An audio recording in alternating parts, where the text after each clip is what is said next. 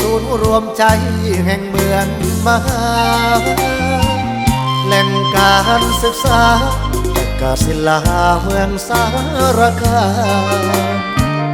ของดีมากล้นพุทธมณฑลเสน่ห์อีสานคนน้ำใจงดงามเมืองสารคามเมืองสารคาม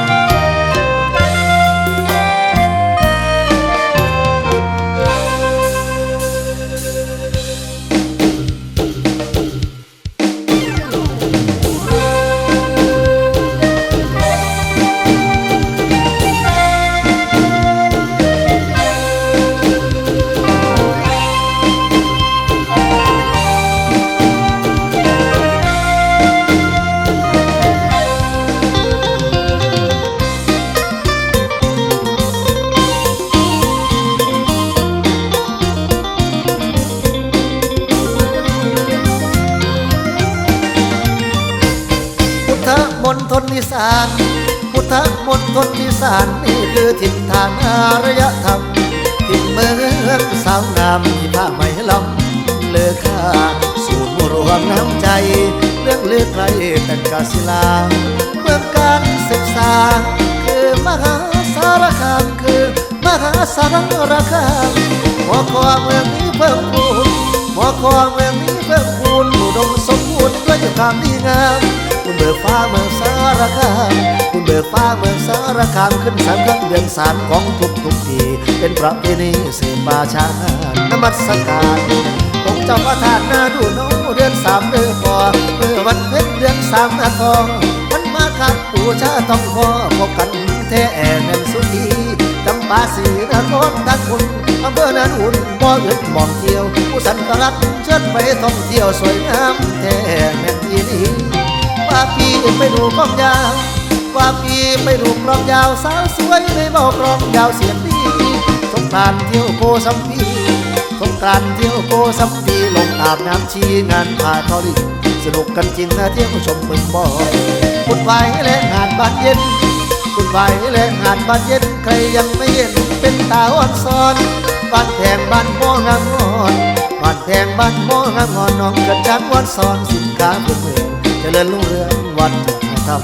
น่าเชื่อคำทั้งหุ่นลำพันปาดุนปูทุนกระมอมปูสวยงามหลายสีเรียบพร้อมปูสวยงามหลายสีเรียบพร้อมหมอน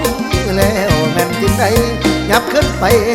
ใกล้ๆกันทราวิชัยกลับไปหลวงพ่อพระพุทธเมืองพระยืนพุทธนอขอพรให้แม่นสุขเย็นยามตาเอ็นแลนคอยนัดแฟนคอยไปตาหมองเก่านัดแฟนคอยไปตาหมองเก่าแกงเรื่องจัดสารคันบุญละเจ้าแกงเรื่องจัดสารคันบุญละเจ้าไปเศร้าเล่นให้เสียใจใครไม่เคยไปขอเชิญน้องพี่ไม่เคยไปก็ขอเชิญน้องพี่สารคามเขามีดีดี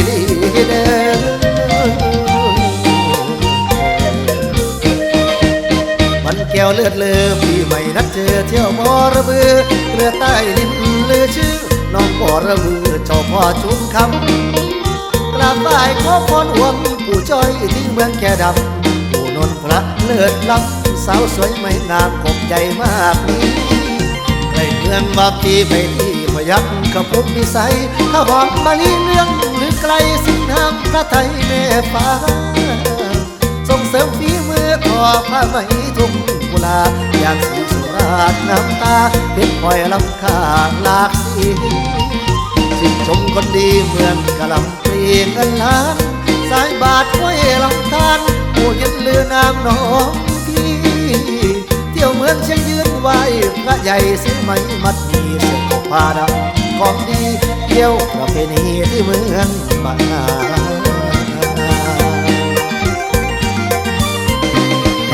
คุณรักดังดีกลับมาคุณรักดังดีของฝากทันดีไม่งามลำคาซอยดอกมากเด้อพ่อลูกแม่ป้าแม่ป้าเด้อแม่ป้าแม่ป้าคนยองแม่นสาลือผ้าไหมทอมือกุดรังนาทานสะดืออีสานไปมาต้องมอง